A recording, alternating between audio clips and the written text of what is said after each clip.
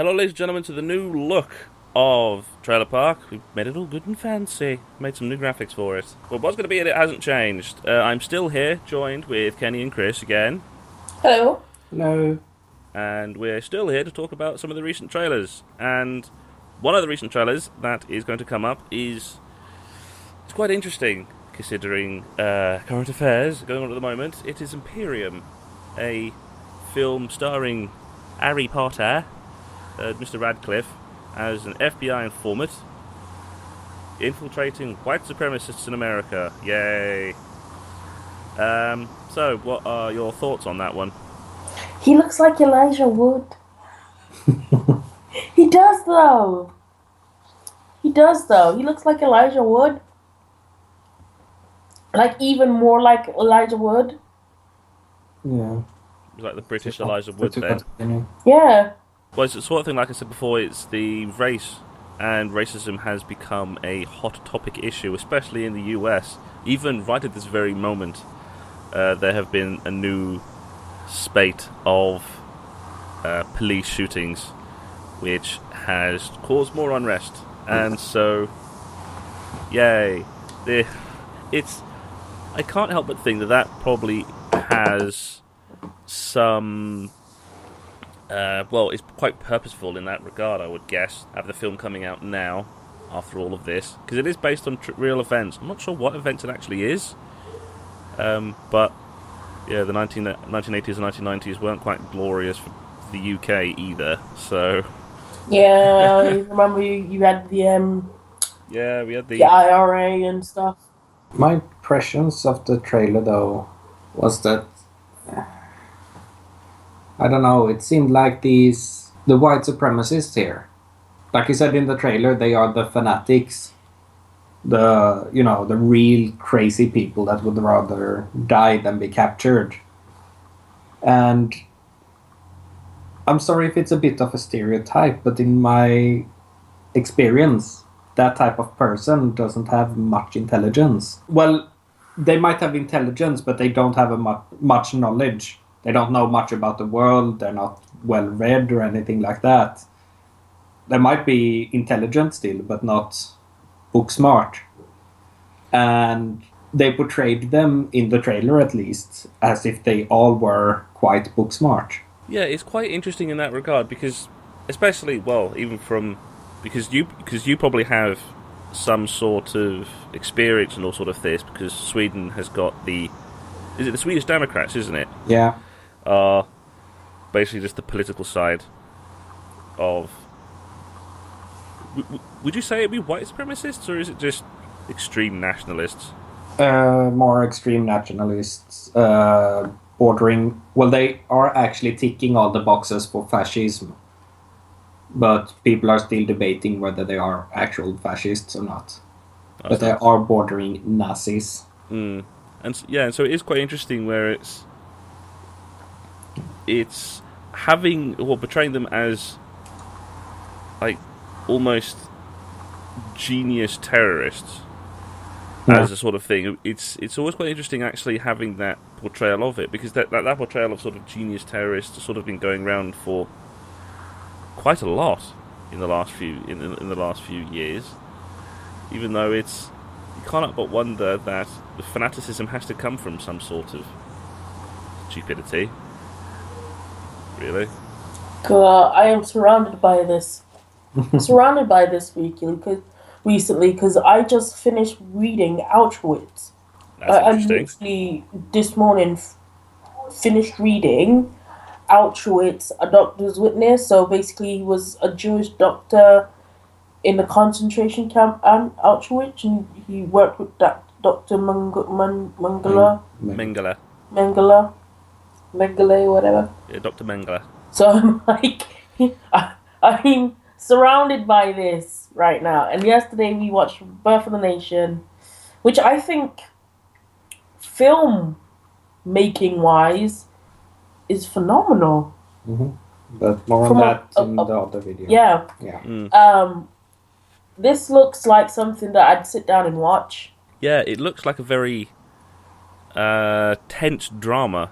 Mm-hmm. Nothing else, because it's very much following Radcliffe as this undercover agent rather than him being undercover, as it were. It's you get to see both sides of him being in and out rather than him just being in trying to get the bad guy, which is quite interesting because it makes the whole thing quite more tense, and it shows that there are risks going undercover. Because as soon as you get rumbled, you're kind of screwed. You're dead, yeah. Yeah. So with him marching on the street, I was like, I wonder if this is going to end with him actually joining them. Because it seems like he's quite impressionable. Like, he goes in there with the best of intentions, but sees the world from their eyes, and it kind of like, I wonder if they're going to go for that. Yeah, it was. I don't know. I think that's probably one good thing that they had with the trailer is that they gave the setup, but they didn't really give anything else. They didn't give away the story. They went, right, this is the setup, this is the character, this is the plot, and then that's it. And so you're not going in to the film after watching the trailer knowing what the outcome is going to be.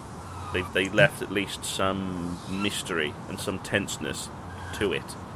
But you still go into it, knowing this is what the film is gonna be about. Yeah. So that's a good trailer. I'd watch it slowly because it looked like the guy's already rumbling him. Like, they're already basically saying, we know there is an infiltrator in our group and we suspect it's you. So we'd just be going to watch it to see if... Well, I'd be going to watch it to see if he actually,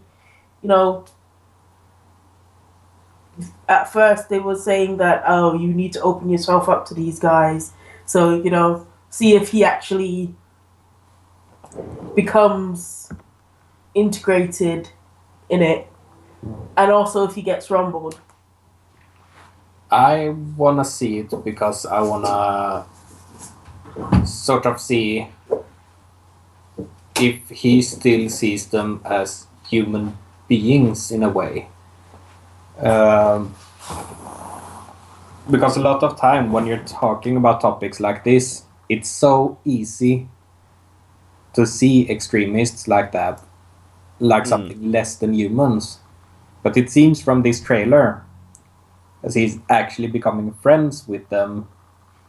Well, maybe not friends, he's acting like a friend to them because he's infiltrating them. But if he's gonna go out of his way to save their lives, if it comes to, shootouts and things like that. Or if he's just gonna stand back and let them decide if they wanna die or not. And watch it. I think I would have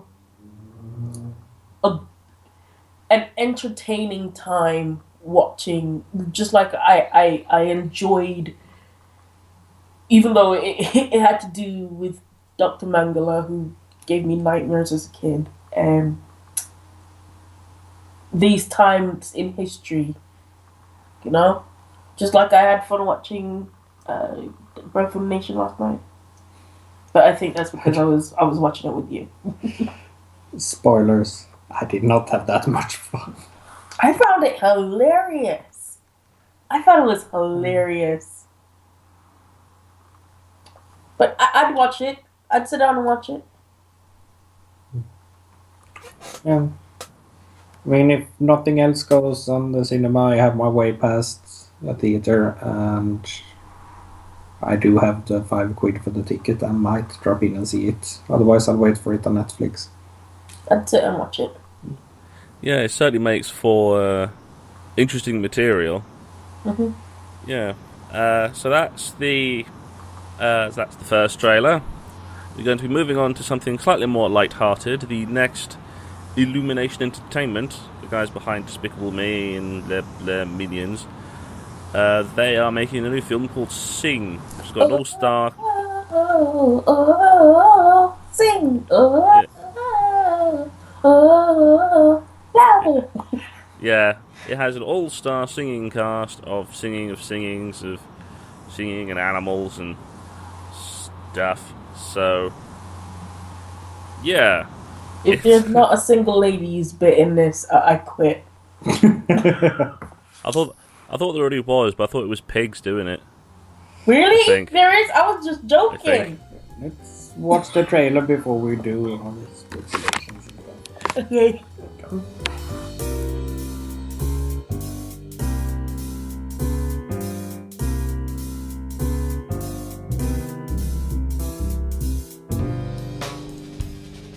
And we're back again from watching that one. Well, it is. It certainly follows the usual Illumination Entertainment way of doing it. Very cutesy, song and dance and all of the stuff. They certainly have their own style now. Not at all like X Factor. Yeah, it's quite interesting that the whole talent show thing is becoming an actual plot move. Yeah, but this is actually uplifting. There are people who just want to change in life, you know, and Yeah, but isn't that a plot for Glee and Music High School and all of those other shows as well? Uplifting and people who just want to be a bit different. While singing. but these people actually want to change in their life. Not much I can say other than that. There weren't a lot of jokes, unfortunately.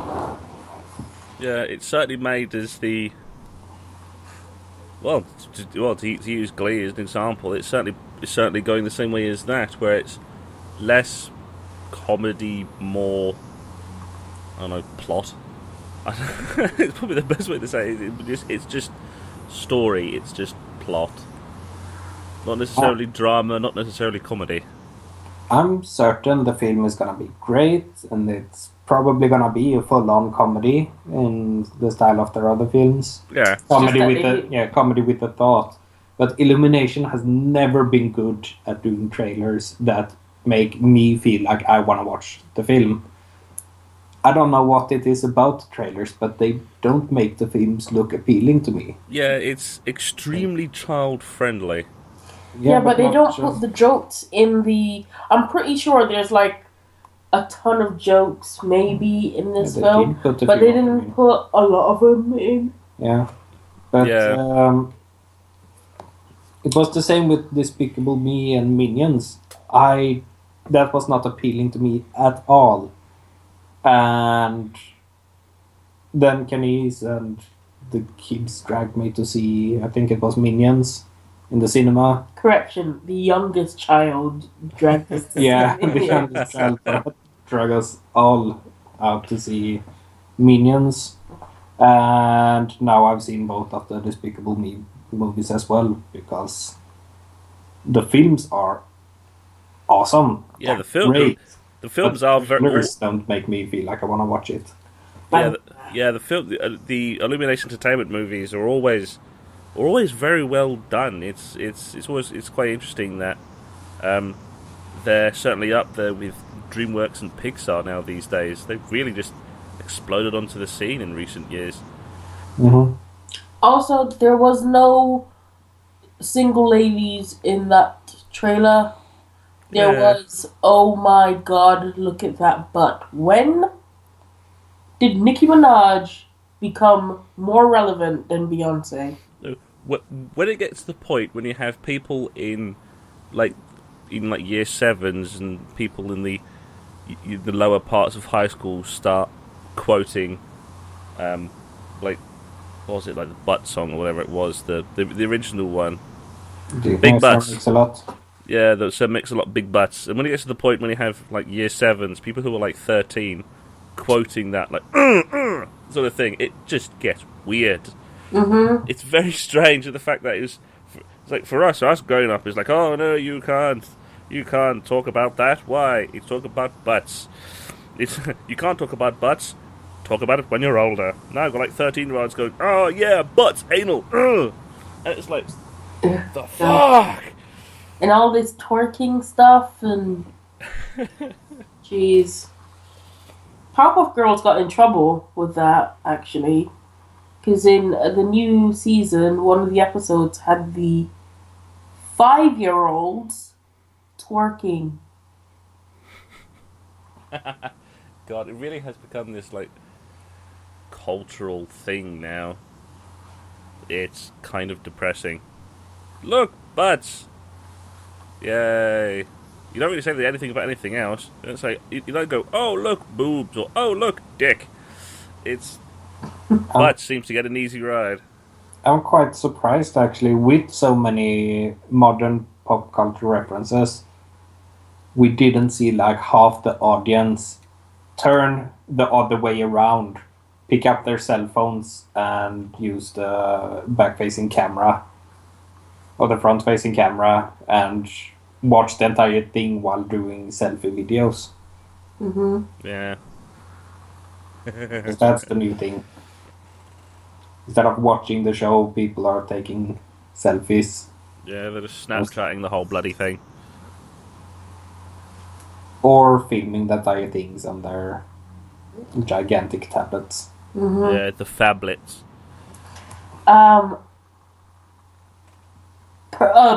The one character that I actually thought I would love to see something happen is the Reese Witherspoon pig.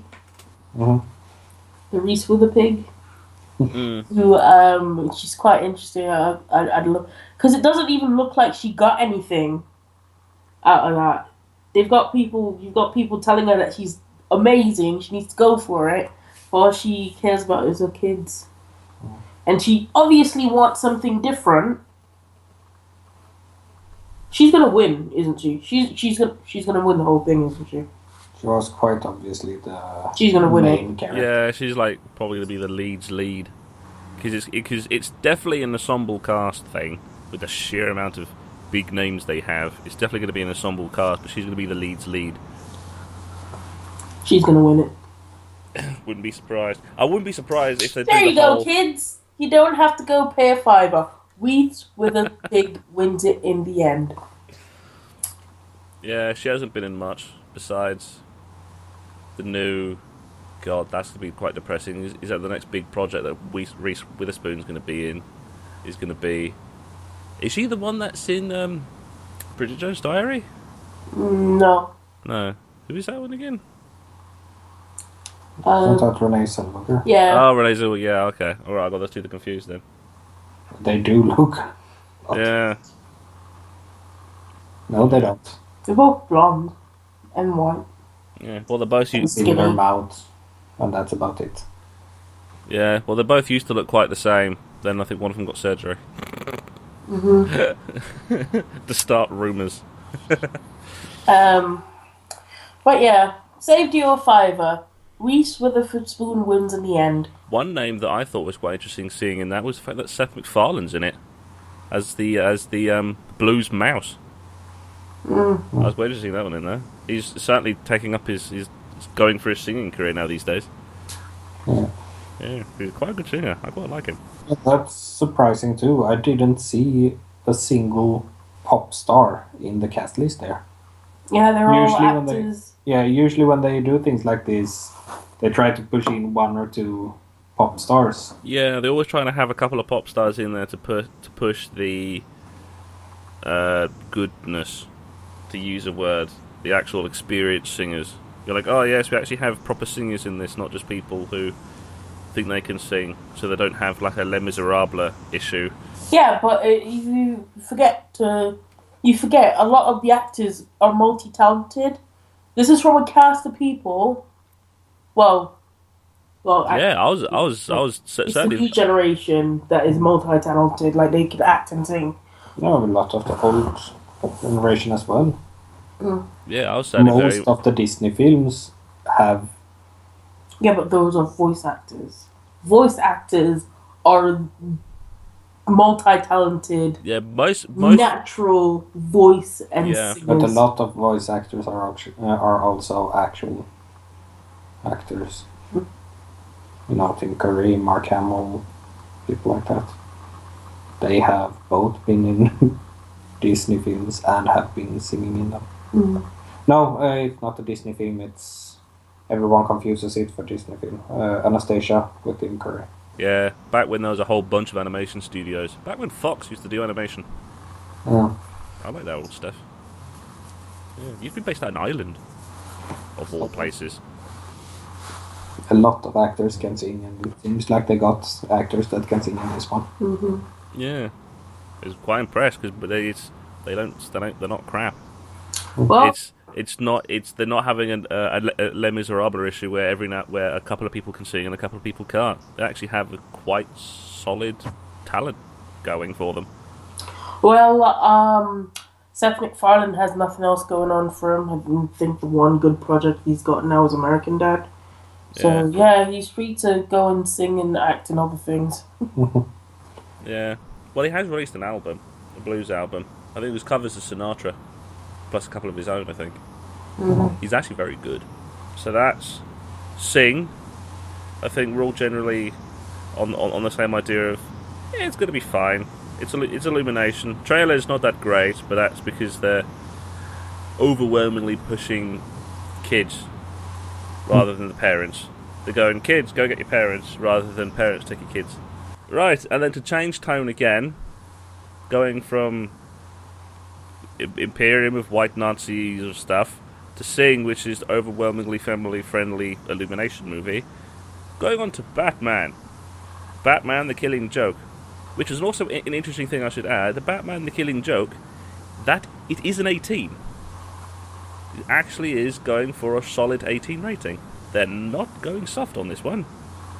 It's amazing that they went soft on all of the other fucking live-action movies, but they didn't with their animation studio. Yeah, they're really good for that. Like, there was a movie in the 90s that was a 15. I don't remember what that one was. They never pulled their punches on the animated stuff. Yeah, it really is quite amazing that DC's live-action movies are usually crap, but the animation studios is like one of the best animation studios there is. It has been and pretty much still is. When they actually bother to actually make a decent animation movie, it's usually great. Mm-hmm. Too bad that their live-action department sucks so much butt. Apart from the TV shows. Well, what do you mean by that? Well, you mean the DC TV shows? Yeah. Like the live-action TV shows. Yeah, some of those are kind of... Yeah, some of those are alright. They're terrible at making movies. It really is kind of strange, because it shows they are good at adapting their material, only into animation. I think there's just too many fingers in the cinema things. There's too much Zack Snyder. Too many cooks spoil the broth. Too much Zack Snyder. Yeah, there's too many cooks in that broth. Yeah. So, alright, let's get on with the Killing Joke. Yeah.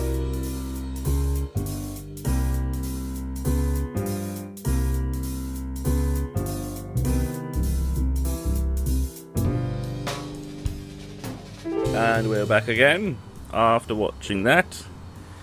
You two are the comic book nerds. What do you think of it? Correction, I'm the comic book nerd. Close enough. I'm just a Joker fanatic.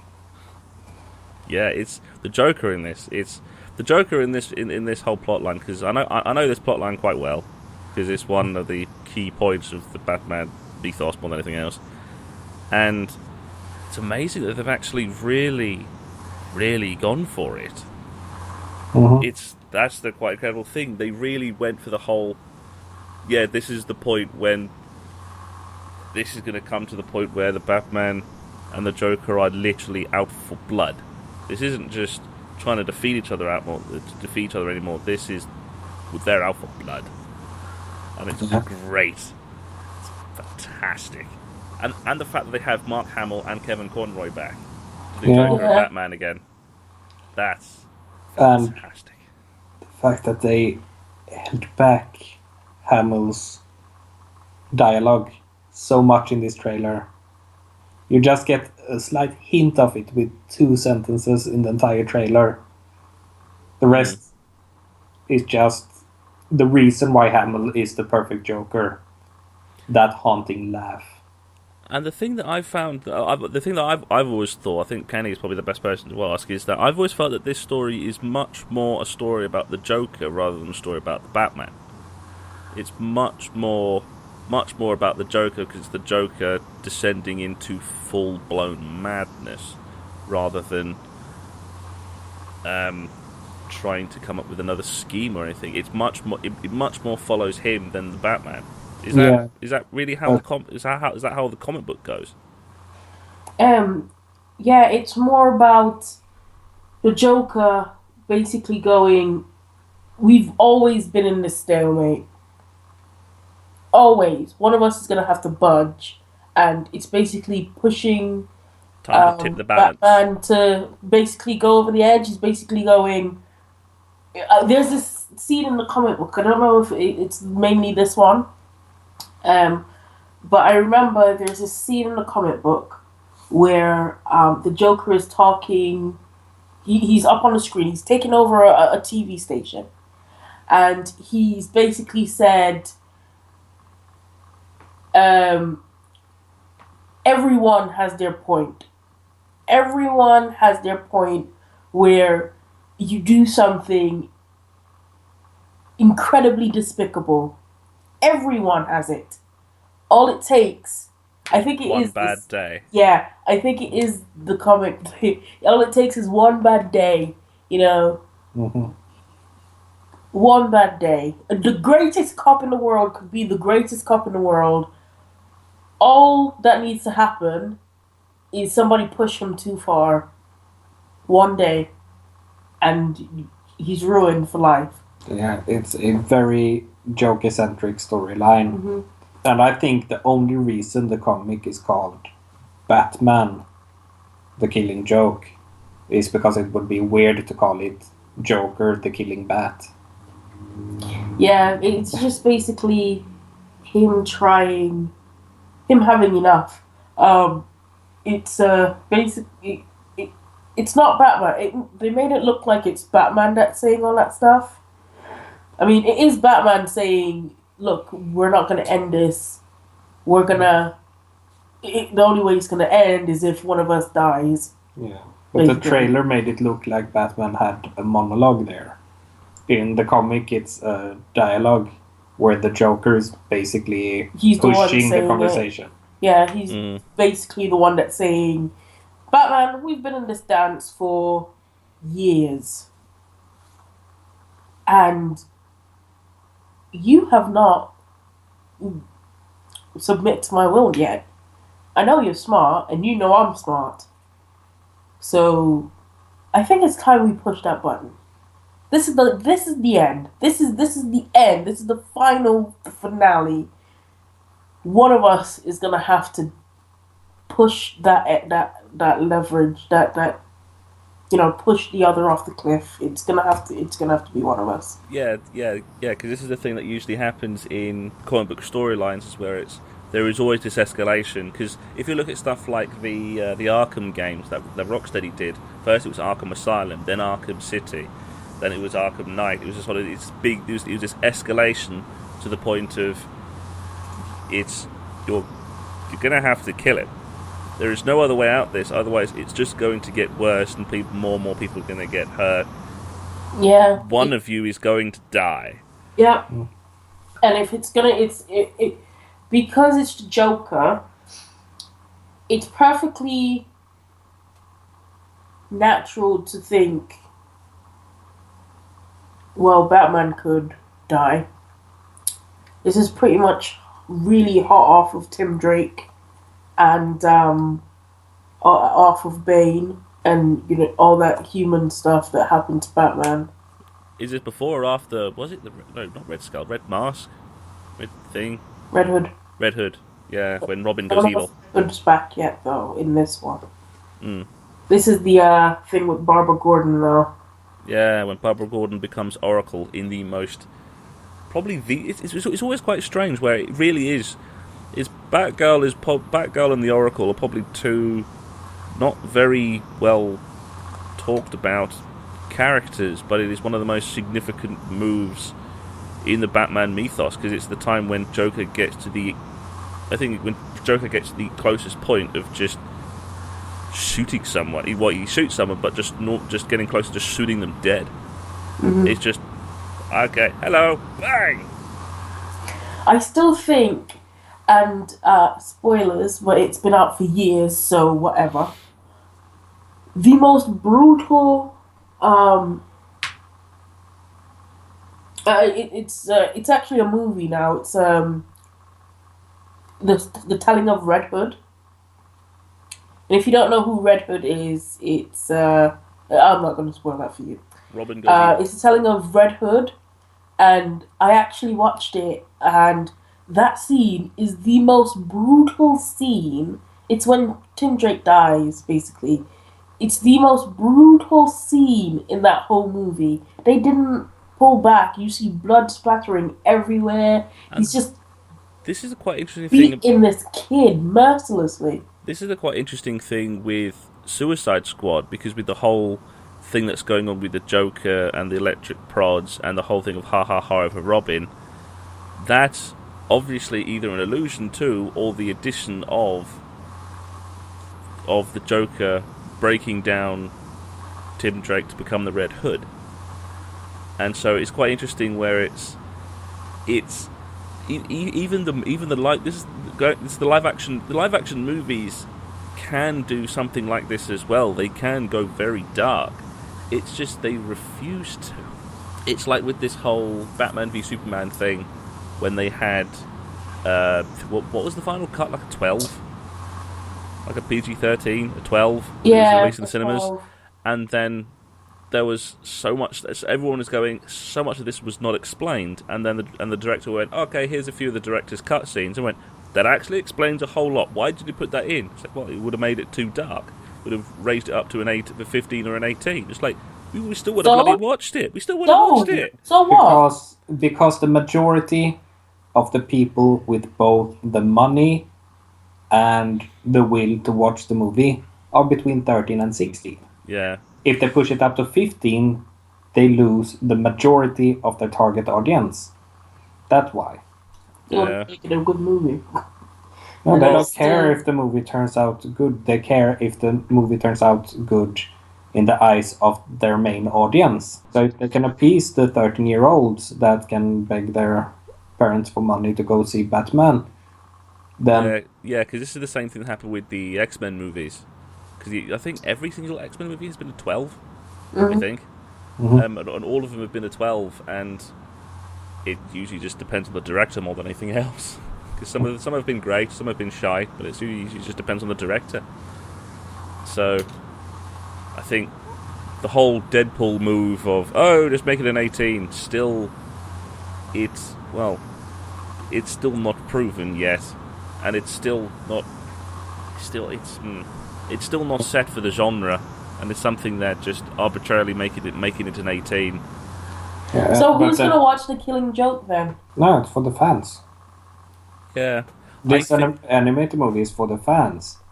Yeah, but an animated movie is so much cheaper to make. Yeah, the big cost for a live action movie are the actors and the sets.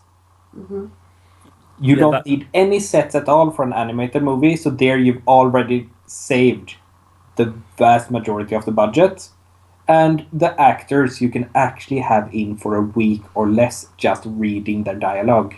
Yeah, that was something that I was going to say, which was the price of making these animated movies would be a hell of a bit smaller than the big budget summer blockbusters that they do.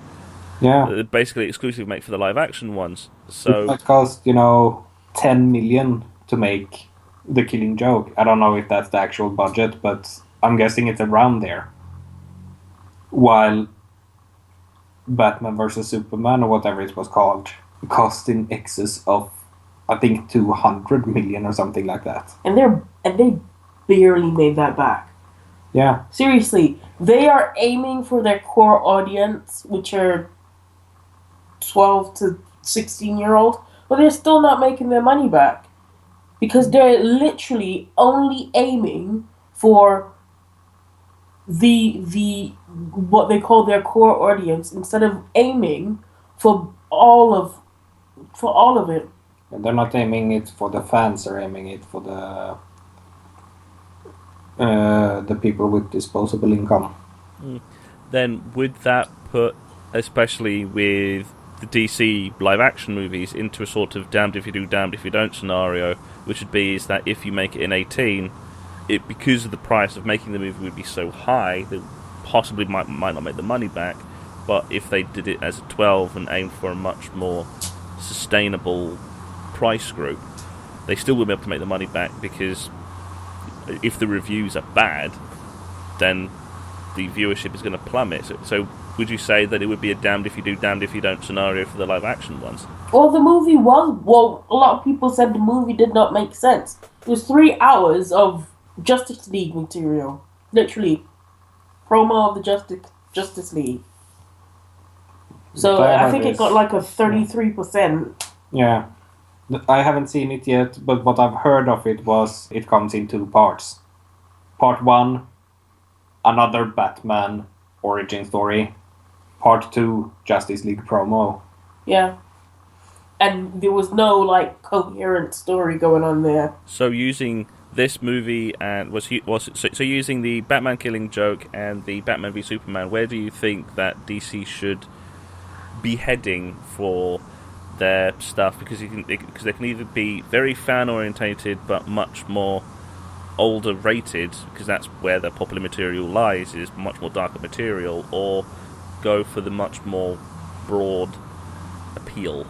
I think they should mix. You know, don't make every movie the same. You know, I said it when we were watching the X-Men trailer, but they change direction once in a while. They go, you know, oh, now we've done this for a while, let's change direction to make it new. You can do that with age groups as well. You can go, you know, okay, now we've done PG-13 for a while. Let's do something for our core fan base. The people who are watching this because it's Batman, not because it's a PG-13 movie. That Batman movie for Lego is going to get more money than that live action things are. Mm-hmm. Because they are aiming for kids, but it's more than obvious that they enjoy what they're doing. Mm-hmm. Or at least they care about what they're doing. They know, obviously, they're making it for kids. Obviously, Lego has to be kid-friendly. Yeah. So, there's no pressure there. But I think that was sort of a cross thing between both Lego and Batman. Because both Lego and Batman do have a massive audience that are in their late 20s, early 30s. There are a lot of us 90s kids still doing Lego and Batman. Mm. So I think they understood that you can make a film for a younger audience that still caters to the older audience. Yeah, because you're aiming at the kids who liked Batman back in the 90s. Yeah, but that was, you know, a film made for kids. The problem they have with the Nolan Batman movies, with Batman versus Superman and all of that, is that they're trying to mask it as a film for adults. Yeah, this might be one of the things where DC as a studio and the directors and writers and general production people that they get to make their movies, they may have... I think it really is starting to show in some of the recent films that it only really works when all the production staff and DC come together and almost compromise. Because with the Batman Killing Joke, DC was going, oh yeah, sure, go ahead, and it was all very complimentary with the whole thing. When you have stuff like with Batman v Superman, there were reshoots and DC going, no, you can't do that, and lots of conflict between what they could do and what they should do and what they can't do and how they should go with the rest of the series because they want to do their connected universe stuff. And it shows that DC can only really make good stuff when everyone's going off the same play sheet, because otherwise you're going to have the creative side who wants to do more and wants to possibly skew darker if that's what the material is like, compared to the much more business side, the DC side of things that is just going, no, we want this to be a 12. We want to actually make money out of this one. Yeah. Yeah, it's quite interesting predicament that DC's ended up falling themselves into, because it's now they're doing so many different variants of all the different characters, but it's getting to the point of they're not just doing different versions, but different styles. Mm-hmm. Gone like the TV style, the movie style, the animation stuff is now starting to kick back up again. There's something I wanted to point out. The animation in that was a little bit choppy. I don't know if it was the laptop, but in the beginning when Batman was walking down the corridor, it looked a little bit choppy to me. I think it's because they've done the whole thing of done the whole slow motion thing. Yeah.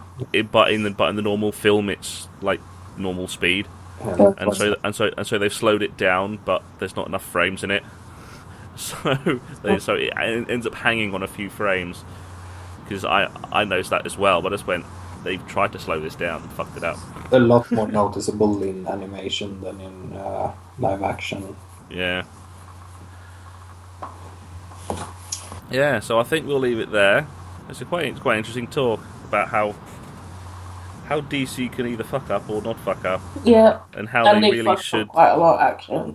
Apart from the TV stuff. The TV and the animated department doing really well. Keep that up. However, there are too many fingers in the cinema broth. Too many fingers. And I know it's really hard because you need to make profit, you need to pay the actors, you need to keep the executives, the producers happy, you need to keep the audience happy, you need to keep the critics happy. It's not going to happen, but somehow TV and animation department basically just go, you know what, don't care. Let's make a truthful adaptation of this series instead. So that's going to be that for now. If you enjoy the episode, subscribe. We have a playlist. It should be on the screen now during the end card. And subscribe, follow us on Facebook and the Twitters. And head over for more stuff. If you want more stuff that is not in video form, you can go to thetorchentertainmentguide.com for more. And so it is goodbye from me, goodbye. It is goodbye from Kenny and Chris. Goodbye. Bye-bye. And we will be seeing you next week with more trailers.